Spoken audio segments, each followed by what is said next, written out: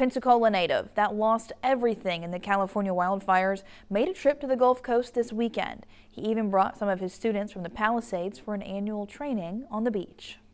Yeah, January 7th, our life was turned forever. I mean, we thought we were just leaving for a few days for an evacuation. Never knew we'd go lose everything. Just over a month ago, wildfires burned for 2 weeks in California, making the worst natural disaster in the state's history. Tens of thousands of acres were scorched and more than 24 people killed. Demolished in the blaze, Jerry Blank's dojo and home. His dojo approaching its 43rd anniversary this April. This year is a special year because of what just happened, and the real meaningful part to me is I have 2 of my kids lost everything, and they made it back, and we're just getting our mind off of it. Grayson Haydenrich and Eden Savoyan have trained under Blank's expertise for several years. Both lost everything in the fire. We had a little conversation about what happened and what we saw. It's like how it's like really scary, yeah. And how like you lost all your stuff and all the karate stuff. Chiaki Carr also came to Pensacola from the Pacific Palisades. She was working as a flight attendant when the fire started. Carr watched her neighborhood burn out the window of the airplane. The earliest I can come back is 24 hours.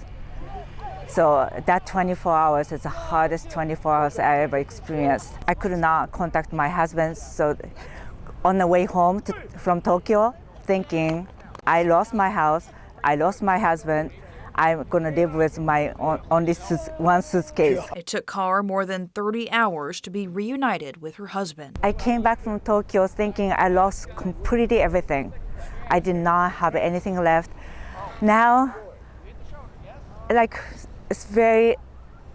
realize very few things is most important in life. And as small things, it just doesn't matter anymore. I think there's a lot of positive, good things came out. And now I got a black belt. My husband is still alive, and my house is still exists. Even I can go back to my house yet because of no power. And we don't know when we can go back to the house, but it's the small things, it just doesn't matter anymore. Despite the unknown left back home, Blank and his students took part in the annual winter workouts on Pensacola Beach, a tradition that started in 1980.